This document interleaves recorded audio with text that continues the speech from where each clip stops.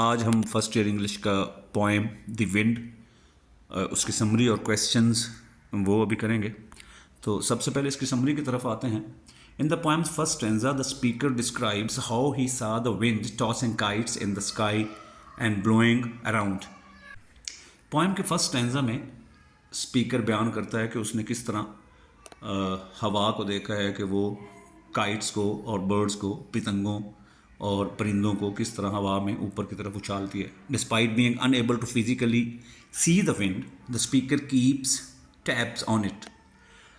अगरचे फिजिकली उसे विंड नज़र नहीं आती लेकिन स्पीकर उसको फील कर सकता है और बताता है कि वो जैसे विंड को इस तरह डिस्क्राइब करता है कि जैसे वो उसको नज़र आ रही हो और उससे उसके सवाल पूछता है। He could feel it push and hear it call। वो महसूस कर सकता है कि जैसे वो चीज़ों को पुश करती है, धकेलती है, और वो सुन सकता है, उसे ऐसे एहसास होता है, वो सुन सकता है कि कैसे वो बुलाती है। In the final stanza this speaker asks the wind several questions about it's form. जो फाइनल स्टैंजा है उसमें वो विंड से बहुत सारे सवाल करता है कि उसकी शक्ल व सूरत के बारे में, वो किस तरह की नज़र आती है, तो उससे कई सारे सवाल करता है। He wonders if it is beast of the field or just a stronger child than me. वो हैरान होता है कि विंड जो है वो एक बीस्ट है, एक पावरफुल चीज़ है, या एक उसके जैसे बच्चे जो होते हैं उन बच्चों से थोड़ी सी ताकतवर एक बच्चे के जैसी है। अभी हम इसके क्वेश्चंस की तरफ चलते हैं, वन बाई वन इनको डिस्कस करेंगे। पहला है question, no one can see the wind, discuss how we feel its presence. Wind को कोई देख नहीं सकता, हवा को, आंधी को कोई देख नहीं सकता, तो ये बताइए कि हम उसकी प्रेजेंस को, मौजूदगी को कैसे महसूस करते हैं। Wind is an invisible natural phenomena. ये एक फितरती मज़हर है जो आपको नज़र नहीं आता। Though we can't see it but its presence can be felt by tossing of flowers and trees. अगरचे हम इसको देख नहीं सकते लेकिन इसकी मौजूदगी को हम दरख्तों और जो फूल हैं, टॉसिंग ऑफ फ्लावर्स, ये उसके ज़रिए हम इसको महसूस ज़रूर कर सकते हैं।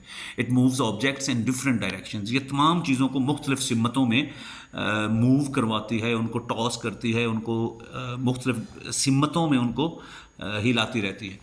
दूसरा क्वेश्चन है, what does blow all the day. तमाम दिन क्या चलती रहती है। पोएम के अंदर शायर ने, जिसकी तरफ पोइट ने जो जिक्र किया, वो कहता है wind keeps blowing all the day. सारा दिन जो हवा जो है वो चलती रहती है। थर्ड क्वेश्चन है, what does you refer to in the poem. You से क्या मुराद है पोएम के अंदर। The wind is refer to by the word you. Poem के अंदर विंड, हवा को यू कहा गया है, आप, तुम कहा गया है। फोर्थ क्वेश्चन है, what is main idea of the poem. इसको हम सेंट्रल मैसेज भी कहते हैं, थीम भी कहते हैं। मेन आइडिया इस पोएम का क्या है। The main idea of the poem is that wind is an invisible object of nature. जो मेन आइडिया है, सेंट्रल आइडिया इस पोएम का है या थीम है, वो ये है कि हवा, आंधी, ये फितरत का एक नज़र ना आने वाला एक ऑब्जेक्ट है, एक चीज़ है जो फितरती है और नज़र नहीं आती। That keeps blowing every moment without being seen by anybody. और ये सारा दिन चलती रहती है अगरचे इसको कोई देख नहीं सकता।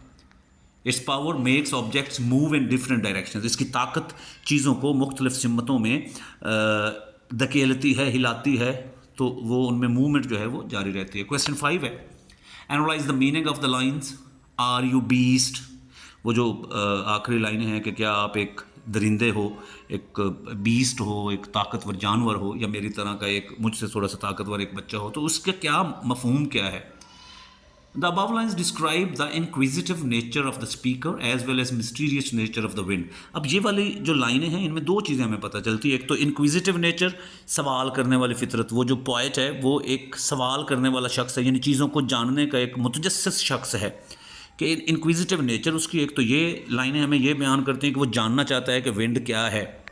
दूसरा वो कि मिस्टीरियस नेचर ऑफ विंड, कि विंड एक मिस्ट्री है जो नज़र नहीं आती लेकिन मौजूद है। तो मिस्ट्री एक पुरअसरार चीज़ है जो नज़र नहीं आती लेकिन है भी।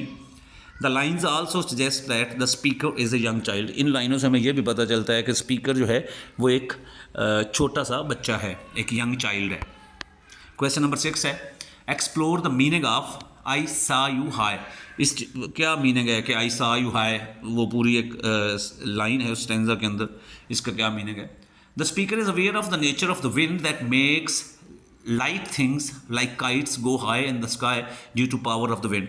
ये लाइनें हमें ये सजेस्ट करती हैं कि स्पीकर इस चीज़ से बाखबर है कि जो हल्की चीज़ें होती हैं हवा उनको उड़ाती है आसमानों में, वो जिस तरह के पतंगे हैं, या वो बर्ड्स का भी जिक्र करता है उसमें कि जो हल्की चीज़ें होती हैं हवा उनको हर वक्त जो है वो उड़ाए रखती है। चूँकि हर वक्त हवा चलती है तो इसलिए लिहाजा वो इन चीज़ों को हर वक्त पुश करती रहती है।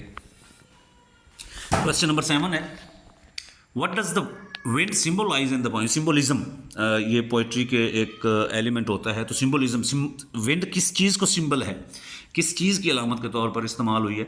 Also evaluate it's spiritual meaning, इसके रूहानी मानी क्या है इस चीज़ के।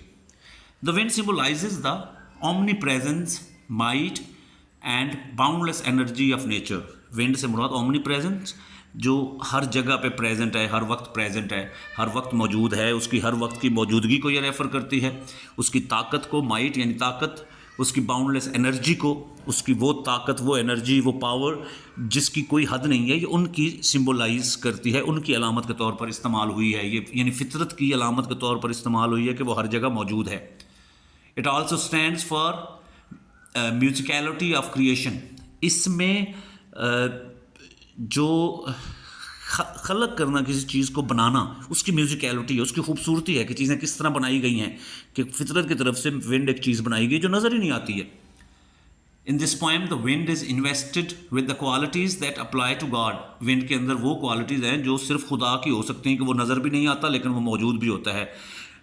वो ओमनी प्रेजेंट है, हर जगह पे हर वक्त मौजूद है, वो ताकतवर है, और वो बाउंडलेस एनर्जी है उसकी, कि वो उसकी कोई हद ही नहीं है। तो ये उसकी विंड जो है वो खुदा की जो उसके आप क्या कह सकते हैं कि जो अल्लाह ताला की सिफ़ात है, ये उनको भी बयान करती है। Hence Stevenson implicitly compares the wind to the almighty. So इसको आप यूँ कह सकते हैं कि जो स्टीवनसन, जो पोएट है लुइस स्टीवनसन, वो विंड को, हवा को ऑलमाइटी, ताकतवर यानी अल्लाह ताला के साथ, खुदा के साथ उसको कंपेयर कर रहा है। क्वेश्चन 8, लास्ट क्वेश्चन है, argue the metaphorical presentation of the wind. इसका आंसर है the poem the wind by Robert Louis Stevenson uses the wind as a metaphor for unseen but on powerful forces in life. Wind जो है, Louis Stevenson ने इसको metaphorically, इस्तिआरे के तौर पर यूँ इस्तेमाल किया है कि इसने उन चीज़ों के लिए इसको इस्तेमाल किया है कि जो ताकतवर हैं लेकिन नज़र नहीं आती हैं। फितरत के अंदर ऐसी चीज़ें जो ताकतवर हैं लेकिन नज़र नहीं आती हैं। It explores the winds presence.